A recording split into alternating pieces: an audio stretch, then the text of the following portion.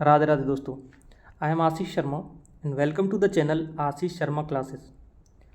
अगर आप एसएससी की प्रिपरेशन कर रहे हो या किसी भी एग्जामिनेशन की प्रिपरेशन कर रहे हो जिसमें इंग्लिश पूछी जाती है और मेनली बहुत सारे स्टूडेंट्स को प्रॉब्लम रहती है क्लोज टेस्ट के अंदर, तो क्लोज टेस्ट का ही सोल्यूशन लेके मैं आया हूँ।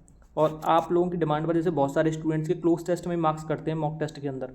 जैसे अभी जो सीपीओ मेंस का एग्जामिनेशन आने वाला है 8 मार्च का, तब तक मैं 20 क्लोज टेस्ट आपको करवाऊंगा, वो भी बहुत यूनिक तरीके से। क्या होता है, क्लोज टेस्ट को आप करते हो तो 2 से 3 गलती, 2 से 3 मिस्टेक्स हो जाती हैं अमूमन। अगर जैसे नॉर्मली 5 क्वेश्चन हैं किसी क्लोज टेस्ट के अंदर, 2 क्वेश्चन 1-2 क्वेश्चन ऐसे गलत होता है। अब वो चीज़ें नहीं होंगी। मैं आपको क्लोज टेस्ट को सॉल्व करने का एक बेस्ट तरीका बताऊंगा, कैसे आपको क्लोज टेस्ट को सॉल्व करना है, कैसे ऑप्शंस को पढ़ना है, कैसे ऑप्शंस को एलिमिनेट करना है। मैंने खुद से बहुत सारे एग्जामिनेशंस को क्वालिफाई कर रखा है और इंग्लिश में कंसिस्टेंटली 95%, 90% अभी भी स्कोर रहता है। आपको मैं बहुत अच्छे तरीके से क्लोज टेस्ट को सॉल्व करना सिखाऊंगा।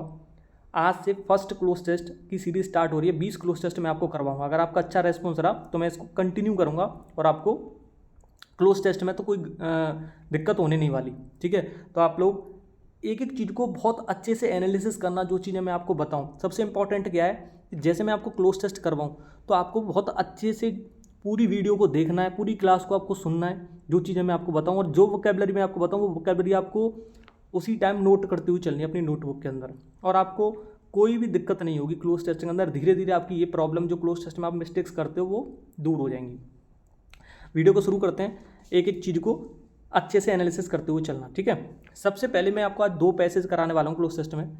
एक आपको खुद से करना है, एक मैं आपको कराऊंगा, और आपको बहुत ध्यान से ये वीडियो को देखना है। ठीक है, ये जो पैसेज है वो एनवायरनमेंट के ऊपर है। किसके ऊपर है? एनवायरनमेंट के ऊपर। दी एनवायरनमेंट। इसमें क्या है, एनवायरनमेंट का अर्थ होता है वातावरण। आप क्या वोकैबुलरी को भी लिखते चलना, जिससे क्या होगा, वोकैबुलरी को अगर आप लिखते चलोगे तो उसको रिवाइज करने में आपको आसानी होगी। The environment plays a crucial role in our lives. मतलब ये कह रहा है कि एनवायरनमेंट मतलब वातावरण, plays a crucial role in our lives. Plays a crucial role का अर्थ होता है अहम भूमिका निभाना। ठीक है, क्रूशियल का मतलब होता है इंपॉर्टेंट। ये जो वर्ड है क्रूशियल, इसका अर्थ होता है इंपॉर्टेंट। ये जो वोकैबुलरी आप लिखते चलना। ठीक है, the environment plays a crucial role in our lives means वातावरण जो है बहुत अहम भूमिका निभाता है हमारे जीवन में। ठीक है, ग्रामर का भी इसमें बहुत यूज़ होता है क्लोज टेस्ट के अंदर या पैसेज के अंदर, तो उसकी भी आपको नॉलेज जितनी होगी उसका भी बेनिफिट इसमें देखने को मिलेगा। और मैं आपको ग्रामर का भी, कैसे ग्रामर कौन सी कहाँ यूज हो रही है, इसका मतलब यही नहीं कि सीधे सीधे आपको आंसर करवा रहा हूँ, एक एक चीज़ को आपको डिटेल में बताऊंगा। ठीक है, यहाँ पे कह रहा है इट प्रोवाइड्स। देखो यहाँ पे सब्जेक्ट था एनवायरनमेंट। सब्जेक्ट नाउन या प्रोनाउन जो होता है सेंटेंस में सब्जेक्ट का काम करता है। ठीक है, तो यहाँ पे नाउन के रिपीटिशन को रोकने के लिए इट का यूज किया गया सेंटेंस के अंदर। इट क्यों आ रहा है? नाउन के रिपीटिशन को रोकने के लिए। ठीक है, क्यों? इट इज़ अ प्रोनाउन और pronoun used at a place of noun for the repetition of noun. Noun के रिपीटिशन के लिए प्रोनाउन का यूज किया जाता है। तो यहाँ तक the environment plays a crucial role in our lifes. जो वातावरण है वो बहुत अहम भूमिका निभाता है हमारे जीवन के अंदर। इट प्रोवाइड्स, तो इट किसके लिए है? एनवायरनमेंट के लिए। मतलब एनवायरनमेंट प्रोवाइड्स, प्रोवाइड्स का अर्थ होता है प्रदान करना। ठीक है, एक वोकैब को आप लिखते चलना। तो एनवायरनमेंट प्रोवाइड्स मतलब आपको ऐसे ही पढ़ना है। जब आप अच्छे से हिंदी कर पाओगे किसी भी स्टेटमेंट की तो पैसेज को सॉल्व करने में बहुत आसानी होती है। तो इट प्रोवाइड्स अस, तो जो एनवायरनमेंट है वो प्रदान करता है हमको with all the necessary resources. With all the necessary resources. Necessary resources का मतलब होता है इंपॉर्टेंट जो संसाधन होते हैं, जितने भी इंपॉर्टेंट संसाधन होते हैं वो एनवायरनमेंट हमको प्रोवाइड करता है। टू, अब यहाँ पे फिल इन द ब्लैंक है। It provides us with all the necessary resources. जो एनवायरनमेंट है हमको प्रोवाइड करता है all the necessary resources to. अब किसके लिए? देखो ऑप्शंस देखते हैं। ठीक है, सर्वाइव का अर्थ क्या होता है? सर्वाइव का अर्थ होता है जीवित रहना। सफ़र का अर्थ क्या होता है?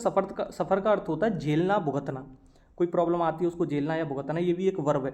वेस्ट का अर्थ क्या होता है? वेस्ट मीन्स होता है बेकार, नष्ट करना।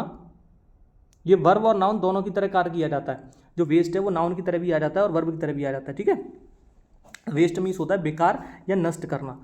और नेक्स्ट ऑप्शन है इग्नोर। इग्नोर का अर्थ भी होता है नेग्लेक्ट करना या नकारना। मतलब इस सेंटेंस को अगर आप पढ़ोगे स्टेटमेंट को तो यहाँ से ये पता चला the environment plays a crucial role in our lifes, जो वातावरण है बहुत इंपॉर्टेंट भूमिका, बहुत अहम भूमिका निभाता है हमारे जीवन के अंदर। इट प्रोवाइड, जो एनवायरमेंट है वो प्रदान करता है अस, हमको, with all the necessary resources, सारे नेसेसरी रिसोर्सेज के मतलब इंपॉर्टेंट संसाधनों के साथ, टू सर्वाइव, जीने के लिए, मतलब किसके लिए, जीवित रहने के लिए। तो यहाँ से ये पता चल रहा है क्लियरली, इसमें सर्वाइव आएगा आंसर। क्या आंसर आएगा? सर्वाइव आएगा। ये पता चल रहा है कि नहीं पता चल रहा है? क्यों? हमको ऑप्शंस को एलिमिनेट करना भी आना चाहिए। देखो एक तो सबसे इंपॉर्टेंट क्या है, टू प्लस मेन वर्ब की फर्स्ट फॉर्म का यूज होता है सेंटेंस के अंदर, ये भी ध्यान रखना है। टू प्लस मेन वर्ब की फर्स्ट फॉर्म का यूज हो रहा है, यहाँ पे टू है तो टू के बाद क्या आएगा, मेन वर्ब की फर्स्ट फॉर्म, तो सर्वाइव आएगा। हालांकि इसमें मेन वर्ब काफ़ी है, इग्नोर भी है, सफ़र भी है, वेस्ट भी सफर मेन उसकी तरह मेन वर्ब की तरह यूज की जाती है, लेकिन सेंटेंस के अर्थ को समझते हुए चलना है, तभी क्लोज टेस्ट को अच्छे से किया जाता है। अगर आपकी वोकैबुलरी पे कमांड अच्छी नहीं है तो क्लोज टेस्ट को सॉल्व करने में फिर दिक्कत होगी। ठीक है, यहाँ तक हो गया। टू सर्वाइव मतलब जीवित रहने के लिए, जो एनवायरनमेंट है वो प्रोवाइड करता है सारे नेसेसरी रिसोर्सेज जीवित रहने के लिए, सर्वाइव करने के लिए। नेक्स्ट, हाउएवर, हालांकि, due to human activities, due to human activities का मतलब होता है मानवीय गतिविधियों के कारण, मानवीय गतिविधियों के कारण, it is getting fill in the blank day by day. Options दे रखे हैं हमको, यहाँ पे जो हमको ऑप्शंस दे रखे हैं वो दे रखे हैं cleaner, polluted, safer and richer. हमको क्या करना है, इस सेंटेंस को पढ़ना है अच्छे से, इसकी हिंदी को समझना है पहले ये क्या कह रहा है। ठीक है, हाउएवर, हालांकि, due to human activities, due to human activities, मानवीय गतिविधियों के कारण, हालांकि मानवीय गतिविधियों के कारण, इट इज़ गेटिंग, ये हो रहा है क्या, पॉल्यूटेड डे बाई डे, जो वातावरण है वो दिन पर दिन कैसा होता जा रहा है, पॉल्यूटेड होता जा रहा है। अगर मैं कहूँगा सेफर, रिचर, तो आगे जब आप इसको पढ़ोगे सेंटेंस को, स्टेटमेंट्स को आगे पढ़ोगे तो यहाँ पे बात की जा रही है deforestation, industrial waste and vehicle emissions. तो इनका अर्थ क्या होता है, ये एनवायरनमेंट को क्या कर रहे हैं, खराब करने की कोशिश करते हैं। तो क्लीनर का तो मतलब कोई यूज भी नहीं किया जा सकता क्योंकि it is a comparative degree. ठीक है, और ये भी कंपैरेटिव डिग्री है, रिचर भी कंपैरेटिव डिग्री है, और यहाँ पे एक वर्ब आ रही है तो वर्ब के बाद आपको क्या लगाना है, पॉल्यूटेड। हालांकि ड्यू टू ह्यूमन एक्टिविटीज़, हालांकि मानवीय गतिविधियों के कारण, it is getting polluted day by day, जो लोग हैं उनकी गतिविधियों के कारण ये क्या हो रहा है, डे बाई डे पॉल्यूटेड हो रहा है, दूषित हो रहा है या प्रदूषित होता है, आप कुछ भी कह सकते हो, दूषित हो रहा है या प्रदूषित हो रहा है। ठीक है, पॉल्यूटेड, तो यहाँ पे आएगा बी ऑप्शन करेक्ट है। ठीक है, नेक्स्ट अगर बात करें आगे, deforestation, industrial waste and vehicle emissions contribute to environmental. ध्यान से समझना, डिफॉरेस्टेशन का अर्थ होता है बड़े क्षेत्रों में पेड़ों का काटना, डिफॉरेस्टेशन बोलते हैं, वनारोपण से जो मतलब क्या करते हैं, वनों की जो कटाई कर देते हैं बड़े बड़े क्षेत्रों में जो वन करते हैं, या जंगलों में जो जंगलों को जो नष्ट कर देते हैं उसे बोलते हैं डिफॉरेस्टेशन। इससे भी क्या वातावरण पर गलत इफेक्ट पड़ता है। इंडस्ट्रियल वेस्ट का मतलब औद्योगिक जो कचरा कूड़ा होता है उसे बोल देते हैं industrial waste. And vehicle emissions, vehicle emissions होते हैं जो वाहन उत्सर्जन जो होता है उसे बोलते हैं vehicle emissions. Contribute to environmental, contribute का मतलब क्या होता है, एक एक वोकैबुलरी को लिखना बहुत इंपॉर्टेंट है, एक एक वोकैबुलरी को लिखना बहुत इंपॉर्टेंट है। कंट्रीब्यूट का जो अर्थ होता है वो होता है योगदान करना, योगदान करना। ठीक है, ये एक एक को लिख लेना बहुत इंपॉर्टेंट है, इसे लिख लेना आप, जो है योगदान करना। ठीक है, तो ये कह रहा है डिफॉरेस्टेशन, जो जंगलों को काटना है, इंडस्ट्रियल वेस्ट है, जो कूड़ा कचरा है इंडस्ट्रीज का, एंड व्हीकल एमिशंस, ये कंट्रीब्यूट कर रहे हैं, योगदान कर रहे हैं टू एनवायरमेंटल पॉल्यूशन। पॉल्यूशन क्या है, एक नाउन है, सबसे इंपॉर्टेंट चीज़ तो ये ध्यान रखनी है, पॉल्यूशन नाउन है, पॉल्यूशन का मतलब होता है प्रदूषण, पॉल्यूशन का अर्थ क्या होता है, प्रदूषण। ठीक है ना, तो यहाँ पे क्या है, एनवायरमेंटल पॉल्यूशन, एनवायरमेंटल, हालांकि डेवलपमेंट भी क्या है, एक नाउन ही है। ठीक है, तो उस चीज़ को नहीं बता रहा, लेकिन deforestation, industrial waste and vehicle emissions contribute to environmental pollution. तो इन सब की वजह से ये सब क्या कर रहे हैं, योगदान कर रहे हैं एनवायरमेंटल पॉल्यूशन, जो वातावरण में जो पॉल्यूशन हो रहा है उसका सबसे इंपॉर्टेंट जो उसका जो बेसिक रीजन है उसको वो क्या है, पॉल्यूशन है। मतलब क्या है, डिफॉरेस्टेशन और इंडस्ट्रियल वेस्ट है, और ये व्हीकल एमिशन है, ये कंट्रीब्यूट कर रहे हैं, ये योगदान कर रहे हैं किसमें, एनवायरमेंटल पॉल्यूशन के अंदर। ठीक है ना, नेक्स्ट देखो, सबसे इंपॉर्टेंट चीज़ क्या है, सबसे इंपॉर्टेंट चीज़ क्या है, इसे भी जानना बहुत इंपॉर्टेंट है। जैसे हमको ये भी पता होना चाहिए डेवलपमेंट का अर्थ क्या होता है, विकास। कंस्ट्रक्शन का क्या मतलब होता है। तो ऑप्शंस को एलिमिनेट करना भी बहुत इंपॉर्टेंट है। यहाँ पे डेवलपमेंट नहीं आ सकता, क्योंकि डेवलपमेंट की बात तो इसलिए नहीं हो सकती क्योंकि यहाँ पे बात किसकी हो रही है कि ये सब योगदान कर रहे हैं एनवायरमेंटल पॉल्यूशन के अंदर। एनवायरमेंट के बारे में बात चल रही है, तो एनवायरमेंट में डेवलपमेंट थोड़ी ना होगा इन सब चीज़ों से, पॉल्यूशन ही होगा। बेसिक सी बात है, एनवायरमेंट का कोई कंस्ट्रक्शन होता है, कंस्ट्रक्शन किसके लिए यूज किया जाता है, निर्माण करने के लिए, तो कंस्ट्रक्शन भी इसमें नहीं आ सकता है। और जाहिर सी बात है इसमें क्या आएगा आंसर, पॉल्यूशन। क्या आएगा, pollution. Okay next, environmental pollution यहाँ पे आगे। To protect the environment, environment को प्रोटेक्ट करने के लिए, क्या करने के लिए, प्रोटेक्ट करने के लिए, मतलब पर्यावरण संरक्षण।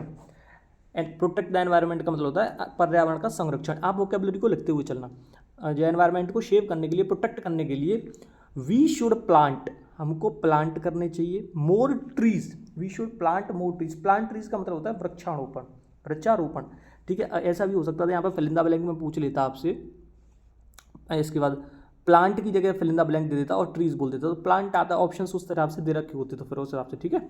To protect the environment we should plant more trees, environment को शेव करने के लिए, प्रोटेक्ट करने के लिए वी शुड प्लांट, हमें और ज़्यादा पेड़ पौधे लगाने चाहिए।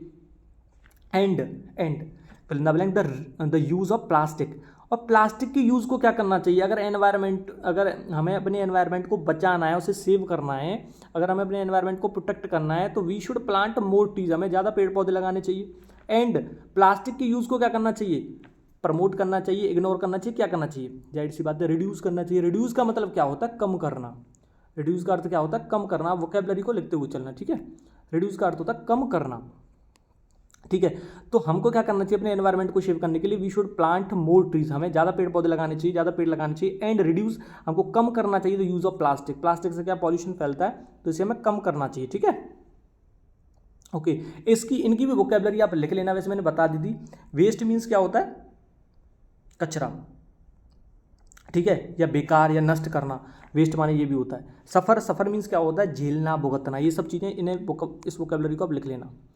यहाँ पे आ जाओ, to protect the environment we should plant more trees and reduce the use of plastic, तो रिड्यूस आ गया इस ऑप्शन में यहाँ पे।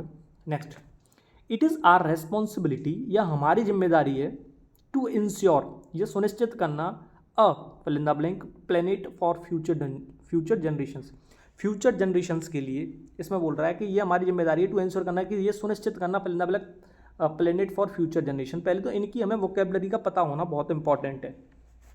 देखो डिप्लीटेड मीन्स होता है खाली।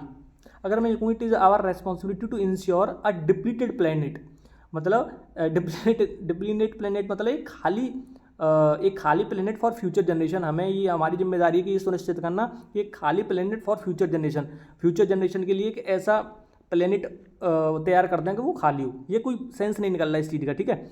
अगर मैं बात करूँ डैमेज्ड की, तो डैमेज्ड का अर्थ होता है टूटा हुआ। क्या होता है डैमेज्ड का अर्थ, डैमेज्ड का अर्थ होता है टूटा हुआ। देखो यहाँ पे, it is our responsibility to ensure damage, अगर डैमेज लगाऊंगा तो मतलब टूटा हुआ plan for our future generation, मतलब एक फ्यूचर जनरेशन के लिए प्लेटफॉर्म सेट करना है, तो कैसा करेंगे, डैमेज करेंगे। ये ऑप्शन नहीं हो सकता, डिप्लीटेड नहीं हो सकता, क्योंकि डिप्लीटेड का अर्थ होता है खाली। अगर बात करें एग्जॉस्टेड एंड सस्टेनेबल, एग्जॉस्टेड का मतलब होता है थका हुआ, तो थका हुआ नहीं हो सकता। सबसे मैंने इंपॉर्टेंट शुरू में बताया था आपको क्या होता है वोकैबुलरी। अगर आपकी ग्रामर पर और वोकैबुलरी पर कमांड अच्छी है, ग्रामर और वोकैब पे कमांड अच्छी है, तो कोई भी दिक्कत नहीं आ सकती, किसी भी प्रकार की कोई प्रॉब्लम नहीं आ सकती पैसेज या क्लोज टेस्ट के अंदर, बहुत अच्छे तरीके से सॉल्व होंगे। सस्टेनेबल का अर्थ क्या होता है, तो सस्टेनेबल के अर्थ को देखने के लिए, सस्टेनेबल का जो अर्थ होता है वो होता है टिकाऊ, लंबे समय तक चलने वाला, सतत जो बोलते हैं, टिकाऊ या लंबे समय तक चलने वाला। तो it is our responsibility to ensure a sustainable planet, यह हमारी जिम्मेदारी है कि यह सुनिश्चित करने की कि ये सस्टेनेबल एक टिकाऊ प्लेनेट फॉर फ्यूचर जनरेशन, कि फ्यूचर जनरेशन्स के लिए एक टिकाऊ, मतलब सस्टेनेबल मीन्स टिकाऊ, एक टिकाऊ प्लेनेट किसके लिए, फ्यूचर जनरेशन्स के लिए। तो उस हिसाब से हमें अपने एनवायरनमेंट को रखना है कि सब चीज़ें बहुत बेहतर तरीके से रहें और पॉल्यूशन कम फैले। तो स्टार्टिंग से मैं एक बार और देख लेते हैं। The environment plays a crucial role, हमको कैसे करना है ये तो मैं जैसे आपको समझा रहा था तो बता रहा था, लेकिन हमको ये करना किस तरीके से है ये चीज़ मैं आपको बता रहा हूँ। मैंने बेसिक से एक चीज़ को आपको बताया है। The environment plays a crucial role in our life, जो एनवायरनमेंट है, वातावरण है, वो बहुत अहम भूमिका निभाता है हमारे जीवन में। इट प्रोवाइड्स, इट का प्रयोग यहाँ पे इसलिए हुआ है क्योंकि नाउन के रिपीटिशन को रोकने के लिए प्रोनाउन का यूज किया जाता है। नाउन के रिपीटिशन को रोकने के लिए क्या यूज किया जाता है? प्रोनाउन यूज किया जाता है। तो इट का यूज किया क्योंकि इट क्या प्रोनाउन है, ठीक है। और एनवायरमेंट की जगह पे क्या आ गया? इट आ गया। इट प्रोवाइड्स, प्रोवाइड्स की प्रदान करना, अस with all necessary resources, environment हमको प्रदान करता है सारे नेसेसरी रिसोर्सेज, जितने भी इंपॉर्टेंट संसाधन होते हैं टू सर्वाइव, जीवित रहने के लिए, ठीक है। इसका आंसर यहाँ पे ये हो जाएगा। नेक्स्ट, हाउएवर, हालांकि, इसका मतलब क्या है? हालांकि, ड्यू टू ह्यूमन एक्टिविटीज, मतलब मानवीय गतिविधियों के कारण, इट इज गेटिंग पॉल्यूटेड, यह क्या है? प्रदूषित हो चुका है। इट इज गेटिंग पॉल्यूटेड, या पॉल्यूटेड हो रहा है, सॉरी, ये पॉल्यूटेड हो रहा है डे बाई डे, किसकी? मानवीय गतिविधियों के कारण इट इज गेटिंग पॉल्यूटेड, ये दिन ब दिन पॉल्यूटेड मतलब दूषित हो रहा है, ठीक है। तो यहाँ पे क्या आएगा? पॉल्यूटेड। सेफर, रिचर, ये सब कॉम्पिटिटिव डिग्रियाँ वैसे भी नहीं आ सकती और इनका कोई मतलब भी नहीं होता अगर सेंटेंस की अगर अर्थ को समझते हुए चलें, तो मतलब स्टेटमेंट्स की, ठीक है। Then deforestation, industrial waste and vehicle emissions contribute to environmental, तो ये सब चीज़ें क्या है? ये एनवायरमेंट को क्या करते हैं? ये किस चीज़ में कंट्रीब्यूट करते हैं? एनवायरमेंट को पॉल्यूटेड करने में, पॉल्यूशन फैलाने में मतलब हेल्प करते हैं। तो ये सब चीज़ों की वजह से कंट्रीब्यूट क्या हो रहा है? टू एनवायरमेंटल पॉल्यूशन, एनवायरमेंट में क्या पॉल्यूशन बढ़ता चल रहा है। तो deforestation, industrial waste and vehicle emission contribute, तो deforestation, industrial waste and vehicle emission contribute मतलब योगदान करना टू एनवायरमेंटल पॉल्यूशन, ये सब क्या कर रहे हैं? योगदान करते हैं किसमें? एनवायरमेंटल पॉल्यूशन में, वातावरण के पॉल्यूशन के अंदर, ठीक है। To protect the environment, environment को बचाव करने के लिए, को सेव करने के लिए, प्रोटेक्ट करने के लिए, वी शुड प्लांट, हमको करना चाहिए, क्या? प्लांट करना चाहिए। शुड का यूज किसके साथ? शुड प्लस मेन वर्ब की फर्स्ट फॉर्म आती है, ध्यान रखना, ठीक है। प्लांट क्या? मेन वर्ब की फर्स्ट फॉर्म है। मोर trees and reduce the use of plastic, reduce means होता है कम करना, तो कम करना, reduce the use of plastic, plastic के यूज को क्या करना है? कम करना है। तो यहाँ पे क्या आएगा? रिड्यूस ऑप्शन आएगा, ठीक है।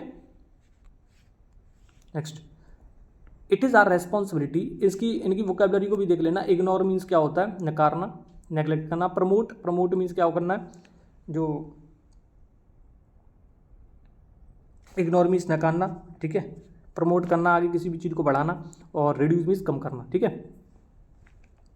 Next, it is our responsibility to ensure, ये हमारी रेस्पॉन्सिबिलिटी, जिम्मेदारी, टू एंश्योर करना, तो सुनिश्चित करना। टू प्लस मेन वर्ब की फर्स्ट फॉर्म आती है, टू प्लस मेन वर्ब की क्या आती है? First form. To ensure a sustainable planet for future generation, future generation के लिए एक सस्टेनेबल, एक टिकाऊ प्लेनेट के लिए, टिकाऊ प्लेनेट होना चाहिए फ्यूचर जनरेशन के लिए, एक टिकाऊ वो होना चाहिए प्लेनेट। ये सब किसकी जिम्मेदारी? हमारी जिम्मेदारी और हमारी रेस्पॉन्सिबिलिटी, इसलिए यहाँ पे सस्टेनेबल आएगा, क्योंकि डिप्लीटेड का अर्थ होता है खाली, डैमेज्ड का अर्थ होता है टूटा हुआ, और एग्जॉस्टेड का अर्थ होता है थका हुआ, ठीक है। अब देखो यहाँ पे पैसेज नंबर 2 है। पैसेज नंबर 2 जो है वो इंपॉर्टेंस ऑफ एजुकेशन के ऊपर है। ये आपको खुद से करना है, हालांकि ये आपको वैसे मेरे हिसाब से खुद ही करना है, लेकिन इसके आंसर्स इसमें दे रखे, मैंने हाइड नहीं किया क्योंकि आपको आंसर्स पता होने चाहिए। आप इसे खुद से करना, और आप लोग इसे खुद से करो तो मेरे को बताना कि आपने जो भी आंसर्स आपने टिक किए हैं, तो क्या क्या आंसर्स आपने टिक किए हैं, और कैसा था ये पैसेज जो मैंने आपको समझाया, तो कैसा आपको तरीका लगा। क्या आपको और पैसेज और क्लोज टेस्ट में अपने इस तरीके से कराऊं? हालांकि इसे मैं पढ़ दे रहा हूं, आपको करना ही आपको खुद से ही है, ठीक है। Next, education is the backbone of a developed society. Education क्या है? बैकबोन है। हाँ, हालांकि हिंदी भी आप खुद से करने की कोशिश करना है इसकी, और इसे खुद से करना आप, ठीक है। मैं इसे पढ़ दे रहा हूँ बस। Education is the backbone of developed society, it helps individuals to नाम का future, a bright future. Next, a well educated person contributes positively to the fill in the blank of the nation. Schools and universities plays a crucial role in shaping an individual's fill in the blank. Access to quality education should be fill in the blank for all sections of society, ठीक है। A nation with educated citizens with all fill in the blank towards progress. तो ये था, दोनों passage थे। मैं आपको कुछ चीज़ बता देता हूँ जो इस पैसेज में भी यूज हुई हैं, ठीक है। आपको कुछ चीज़ों का ध्यान रखना है, जैसे आपको कुछ चीज़ों का ध्यान रखना है, जैसे कि टू के बाद क्या आता है? टू प्लस मेन वर्ब की क्या आती है? First form. Two plus main verb की फर्स्ट फॉर्म आती है, और अदर किसी प्रेपोजिशन के बाद वर्ब आती है तो आईएनजी फॉर्म में आती है, ठीक है। और ऐसे जैसे कोई भी अगर नाउन आ रहा है, क्या आ रहा है? नाउन आ रहा है, हालांकि ये सब चीज़ पता होंगे आपको। अगर कोई नाउन आया तो नाउन की विशेषता को बताने के लिए एडजेक्टिव आता है। तो नाउन का पता कैसे चलेगा? नाउन जो है सेंटेंस में सब्जेक्ट होता है या ऑब्जेक्ट होने का काम करता है, ठीक है। नाउन को पहचानने का तरीका होता है कि हम उस वर्ड में जिस वर्ड को चेक कर रहे हैं, जैसे डेवलपमेंट है, डेवलपमेंट मतलब होता है विकास, तो हम बोल सकते हैं हमारा विकास बोल सकते हैं। अगर नाउन के आगे आवर मतलब हमारा या हमारी लगा के आप चेक कर सकते हो और उसका प्रोनाउंसिएशन एक अच्छा बन रहा है, उसका अर्थ निकल रहा है, तो वो नाउन है। जैसे आप खुद भी चेक कर सकते हो, तो विकास बोल सकते हैं, हमारा विकास बोल सकते हैं, नहीं बोल सकते, ठीक है। इम्प्लीमेंटेशन लागूकरण होता है वर्ड, ये भी नाउन है, हमारा लागूकरण बोल सकते हैं। रोहित किसी का नाम है, हमारा रोहित बोल सकते हैं। खाना, हमारा खाना, फूड, फूड क्या है, नाउन है, कैसे, फूड है, हमारा फूड बोल सकते हैं, हमारा खाना बोल सकते हैं कि नहीं बोल सकते। तो इस तरह से ये नाउन है, तो नाउन चेक कर सकते हैं। नाउन की विशेषता बताने के लिए क्या आता है, एडजेक्टिव। एडजेक्टिव जो है क्वालिफाई करता है नाउन को, तो नाउन की विशेषता के लिए एडजेक्टिव आता है। जैसे मैं कहूँ गुड पर्सन, पर्सन कैसा है, अच्छा है, तो पर्सन की विशेषता क्या है, गुड है। पर्सन की विशेषता क्या है, वो गुड है। और पर्सन, अब जी नाउन है, ये कैसे चेक करेंगे, हमारा हमारे से, पर्सन मतलब व्यक्ति, हमारा व्यक्ति बोल सकते हैं। पर्सन कैसा है, गुड है, तो व्यक्ति ये नाउन है, ये पता कर लिया हमारा से, और गुड है वो, तो उसका एडजेक्टिव। हालांकि ये मैं एक एग्जांपल दे रहा था आपको कि ऐसे करके इनको पता किया जा सकता है। नाउन के आगे हमारा, वर्ड के आगे अगर उसका अर्थ पता है तो उसका हमारा हमारी लगा के पता चल जाता है वो नाउन है या नहीं है। और नाउन की विशेषता बताने के लिए एडजेक्टिव आता है। टू के बाद मेन वर्ब की फर्स्ट फॉर्म आती है, ठीक है, 2 + मेन वर्ब की फर्स्ट फॉर्म आती है, ये ध्यान रखना। बाकी ये थी वीडियो जिसमें मैंने क्लोज टेस्ट को करवाया आपको। 2 क्लोज टेस्ट हैं, इसमें मैंने एक क्लोज टेस्ट को आपको खुद से करवाया और एक क्लोज टेस्ट को आपको खुद से करना है, ठीक है। और इसके आंसर्स वैसे मैंने दे रखे हैं, लेकिन अब की बार से मैं आंसर दूंगा नहीं, आपको खुद से करने होंगे। और आप बताना कैसी वीडियो रही है आपके लिए, कितनी हेल्पफुल है, ठीक है। Thank you everyone and take care.